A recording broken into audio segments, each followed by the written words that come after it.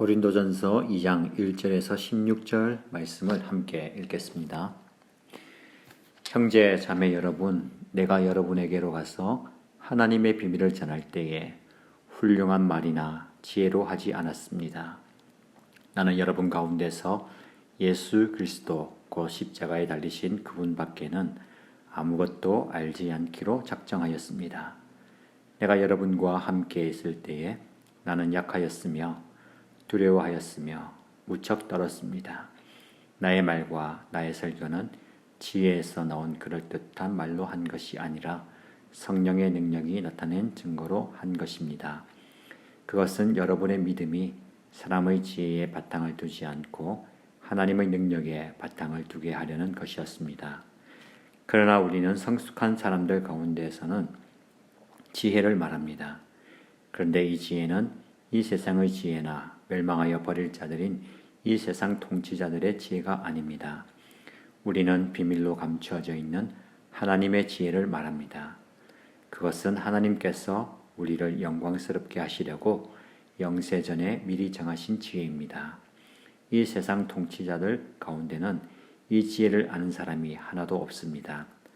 그들이 알았더라면 영광의 주님을 십자가에 못 박지 않았을 것입니다.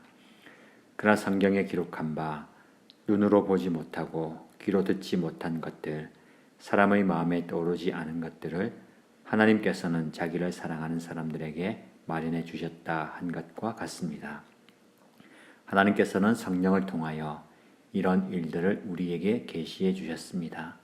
성령은 모든 것을 살피시니 곧 하나님의 깊은 경륜까지도 살피십니다. 사람 속에 있는 그 사람의 영이 아니고서야 누가 그 사람의 생각을 알 수 있겠습니까?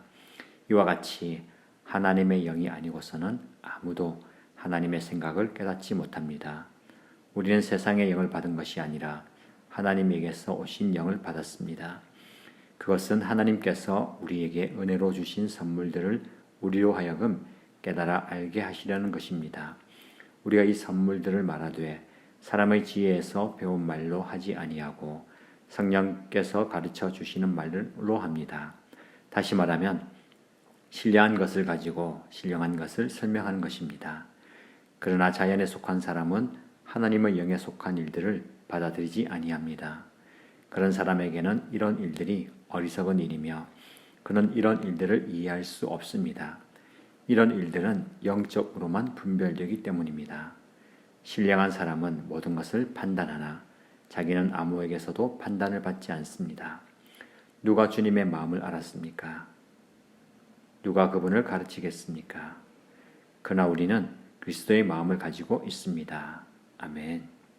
우리가 읽은 고린도전서 2장의 말씀은 처음에 고린도에 들어가서 바울이 복음을 전했을 때에 돌이켜보면서 그 복음을 여러분들이 받아들였고 그로 인해서 교회가 세워지고 복음이 증거된 것이 나의 힘이나 능력이 아니라 성령의 능력으로 이 모든 일들이 이루어졌다라고 회상합니다. 여러분, 복음은 하나님의 방법입니다. 하나님의 구원 방법이죠. 1장에서 살펴본 것처럼 하나님의 구원의 방법은 세상 사람들이 보기에는 참 어리석은 것이었습니다. 십자가라고 하는 그 십자가의 죽음이 하나님의 구원의 방법이었습니다. 그러나 사람들은 그 구원의 방법을 미련한 것이고 어리석은 것이다 라고 치부하고 받아들이지 않습니다. 그러나 하나님의 구원의 방법, 이 십자가야말로 저와 여러분 그리고 세상을 구원하는 하나님의 방법입니다. 오늘 본문의 말씀은 그 하나님의 십자가의 복음이 어떻게 여러 사람들에게 전달이 되고 또 그것이 복음으로 받아들여지느냐를 살펴봅니다. 참 어리석은 방법이지만 이 어리석은 방법이 성령의 역사로 각 사람들에게 복음이 되고 그 복음을 통해서 그들은 구원을 받게 됩니다. 그래서 하나님의 일이죠. 하나님의 성령의 능력입니다. 그래서 바울은 모든 일들은 사람의 일이 아니고 하나님의 일이다. 그 사람의 생각으로는 알 수도 없고 이해할 수도 없다. 하나님의 영으로 성령의 능력으로 그런 모든 것들을 깨달을 수 있다라고 얘기합니다. 그래서 저와 여러분들은 하나님의 사람으로 하나님의 영을 받아야 합니다. 세상을 바라보는 시각이라든지 세상을 살아가는 방법, 우리의 지혜와 지식이 중요한 게 아니라 하나님의 영이 필요합니다. 성령을 하나님께서 부어주셔서 우리가 성령의 능력으로 세상을 보게 되고 또 세상을 살아갈 수 있는 것이죠. 그래서 우리는 끊임없이 하나님의 능력, 성령의 능력을 구해야 합니다. 하나님께 우리 기도하십시다. 하나님 우리에게 성령의 능력을 주십시오. 성령의 지혜를 주십시오. 그래서 내 눈으로, 내 시각으로, 내 세계관으로 세상을 보지 않고 하나님의 영으로 세상을 보고 또 결정하고 판단할 수 있는 그런 지혜를 구해야 되겠습니다. 여러분 다시 본문의 말씀으로 들어가면 1절 말씀 보시면 형제 자매 여러분 내가 여러분에게로 가서 하나님의 비밀을 전할 때에 훌륭한 말이나 지혜로 하지 않았습니다. 나는 여러분 가운데서 예수 그리스도 곧 십자가에 달리신 그분밖에는 아무것도 알지 않기로 작정하였습니다. 라고 이야기합니다. 여러분 바울이 살던 그 당시에는 헬라 문화가 꽃피던 시기였습니다. 철학이라든지 수사학이라든지 그런 세상적 학문이 꽃을 피우던 시기였죠. 바울도 사실은 그런 측면에서 굉장히 공부를 많이 한 사람이고 또 언변이 뛰어난 사람이었습니다. 사도행전의 기록에 따르면 헬라의 철학자들에게 말쟁이라는 소리를 들을 정도로 그는 말을 잘하는 사람이었죠. 지식도 풍부했습니다. 바울을 고소하기 위해 대제사장이 고용한 변사 더둘로도 바울을 대항내지 못했다라고 할 정도로 그런 뛰어난 말과 지혜가 있었습니다. 그러나 그런 복음을 전할 때는 그 모든 것들을 내려놓습니다. 오직 예수 그리스도 그 십자가에 달리신 그분 말고는 전할 게 없다는 거죠. 이것이 하나님의 비밀이라 얘기하고 있습니다. 여러분 하나님의 비밀, 복음은 하나님의 비밀입니다. 그래서 우리가 복음을 받아들이고 신앙생활 한다는 것은 이 비밀을 알아가는 과정입니다. 여러분 어떻습니까? 말씀을 읽으면서 또 말씀을 들으면서 기도하면서 신앙생활하면서 이 비밀을 발견하는 기쁨을 누렸으면 좋겠습니다. 오늘 본문의 말씀을 또 전하면서 한 시를 소개하고 싶습니다. 정현종님의 방문객이라는 시인데요. 제가 한번 들려드리겠습니다. 사람이 온다는 건 사실은 어마어마한 일이다. 그는 그의 과거와 현재와 그리고 그의 미래와 함께 오기 때문이다. 한 사람의 일생이 오기 때문이다. 부서지기 쉬운, 그래서 부서지기도 했을 마음이 오는 것이다. 그 갈피를 아마 바람은 더듬어 볼 수 있을 마음. 내 마음이 그런 바람을 흉내낸다면 필경 환대가 될 것이다. 여러분 이 시를 보면 환대에 대해서 이야기하고 있습니다. 사람과 사람 간에 대접하는 것, 그리고 상대방의 존엄을 지켜주는 것, 그 사람에게 좋은 것을 베푸는 게 환대라고 하죠. 저와 여러분들에게 이런 환대가 좀 필요합니다. 왜냐하면 저와 여러분들이 환대를 받은 사람이거든요.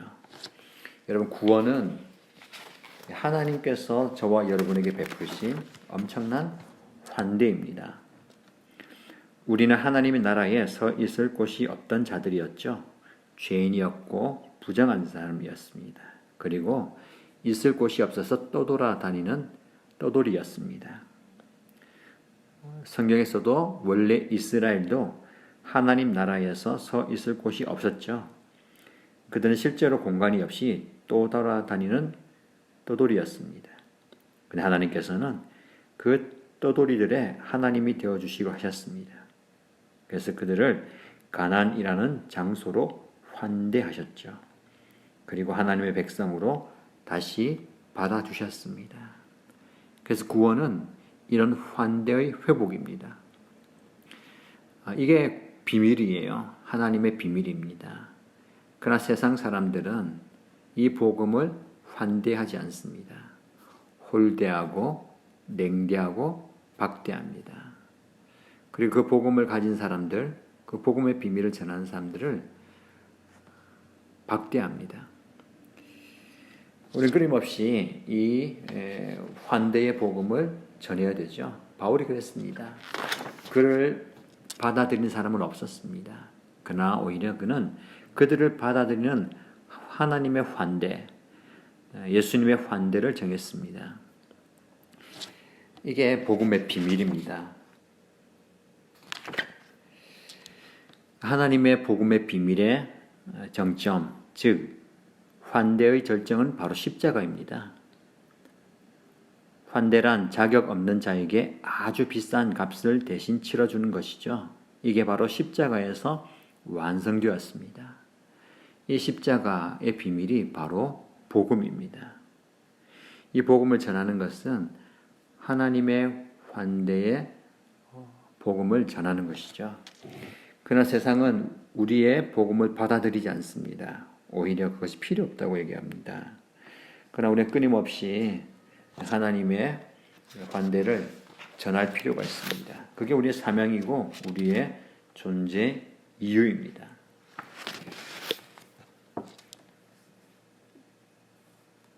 사람을 받아들인다는 건 쉽지 않습니다.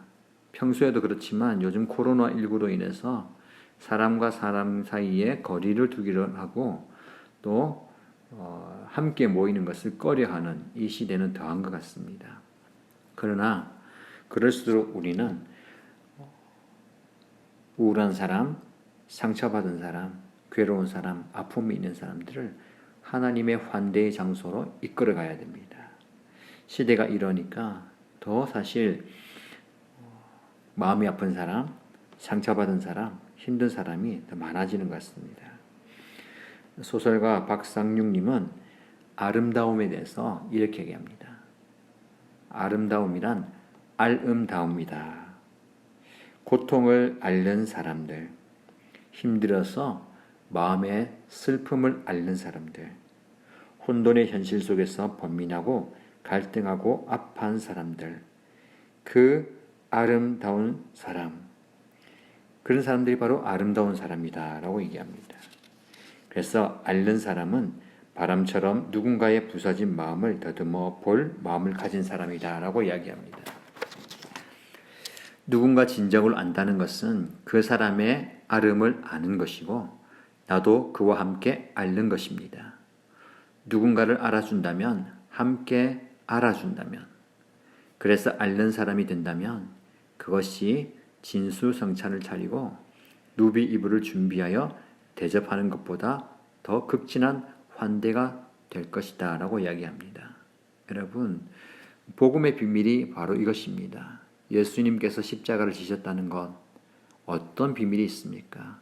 세상 사람들은 다 꺼려합니다. 원래 십자가는 자기의 죄 때문에 지는 것이죠. 그리고 모든 사람들이 꺼려하는 멸시와 비난과 비판의 자리입니다. 예수님께서 그 십자가의 자리에 가셨다는 것은 우리의 고통과 아픔과 괴로움과 슬픔을 함께 알아주신다는 것이죠. 그것이 나의 아픔으로 끝나는 것이 아니고 그것이 나의 괴로움으로 끝나는 것이 아니라 우리 예수님께서 그 아픔을 함께 알아주신다는 것이죠. 여러분, 이게 십자가의 비밀입니다. 이 비밀이 우리를 살리셨습니다. 이 비밀을 저와 여러분들이 누려야죠. 이제 하나님께서는 그 비밀이 능력이라고 얘기합니다. 여러분 고린도전서 말씀을 계속 보시면 지혜와 능력이 계속해서 반복됩니다. 여러분 세상을 창조하실 때에 하나님께서는 하나님의 능력과 지혜로 세상을 창조하셨습니다. 그리고 이 세상을 하나님의 지혜와 능력으로 운행해 가십니다. 그리고 하나님은 우리를 구원하시는데 그 구원이 바로 십자가죠. 그 십자가에 하나님의 지혜와 능력이 다 담겨 있습니다. 이제는 저와 여러분들이 이 십자가의 길을 걷는 사람입니다. 십자가의 길을 걷는다는 것은 무엇을 의미할까요? 아까 말씀드렸던 것, 예수님께서 저와 여러분의 아픔의 자리에 오셔서 우리와 함께 알아주심으로 우리를 아셨다는 것. 그게 아름다운 비밀입니다. 이제 우리가 또한 세상에 나가서 누군가의 아픔을 알아줘야 되겠죠. 이게 바로 저와 여러분을 통한 복음의 증거입니다. 그리고 만약에 그 사람들이 그 비밀을 받아들인다면 그들도 또한 하나님의 지혜와 능력인 구원을 경험하게 될 것입니다. 여러분, 십자가는 무엇입니까? 거룩한 허비입니다. 아무 의미가 없는 것 같지만, 그리고 십자가에 죽어서 피를 흘려주심으로 끝나버린 것 같지만 그것은 무의미한 허비가 아니었습니다. 거룩한 허비입니다. 그 십자가에서의 죽음을 통해서 우리가 살아났습니다. 생명을 얻게 되었다는 거죠. 우리는 그 십자가의 비밀로 인해서 새로운 생명을 가지고 살아갑니다. 이제 우리에게도 이런 거룩한 허비가 있었으면 좋겠습니다. 우리를 찾아오는 사람, 우리를 찾아오는 방문객, 나그네에게 환대하며 살아갔으면 좋겠습니다. 우리 예수님처럼 저와 여러분을 환대하여서 받아주신 것처럼 또 우리도 누군가를 환대하는 삶, 이게 바로 하나님의 복음을 간직하고 복음의 삶을 사는 저와 여러분의 삶일 것입니다. 여러분, 본문의 말씀을 통해서 우리는 우리를 환대하시는 하나님, 십자가에 죽어주시면서까지도 우리를 환대하신 예수님을 보게 됩니다. 우리도 또한 그런 삶을 살기를 바랍니다. 여러분 주변에 한번 살펴보십시오. 여러분의 환대가 필요한 사람이 누구입니까? 지금 아픔 가운데 앓고 있는 사람이 누구입니까? 그 사람을 품어줄 때에 우리의 삶이 아름다운 삶이 될 것입니다. 이런 아름다운 삶을 살아가는 저와 여러분 되시기를 주님의 이름으로 축복합니다. 기도하겠습니다. 참 좋으신 하나님 아버지, 우리가 살아가는 이 세상 정말 힘들고 고달픈 삶입니다.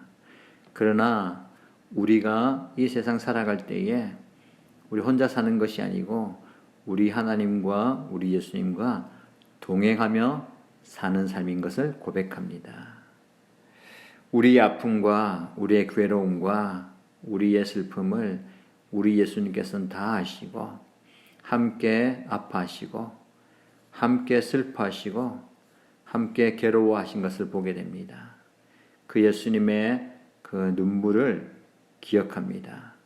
십자가에서 피를 흘려 죽기까지 우리와 함께 하신 그 예수님, 이제는 우리가 또한 그 예수님의 지극한 사랑으로 우리의 사랑이 필요한 사람들을 품어주기를 원합니다. 저희의 마음을 넓혀주셔서 사랑하는 가족을 가슴에 품게 하시고 사랑하는 형제 자매를 가슴에 품을 수 있는 그런 넉넉함도 허락하여 주옵소서. 모두가 힘들어하고 모두가 아파하는 이 시대에 우리가 그들의 마음을 위로해 줄 수 있게 하시고 우리가 그들의 마음을 시원케 해주는 그런 존재가 되게 하여 주옵소서. 오늘도 하나님의 은혜 가운데 거하는 삶이 되기를 원합니다. 항상 우리의 삶의 자리에 찾아와 주셔서 우리와 함께하여 주옵소서. 우리와 동행하여 주시기를 소원하며 살아계신 예수님의 이름으로 기도드립니다. 아멘.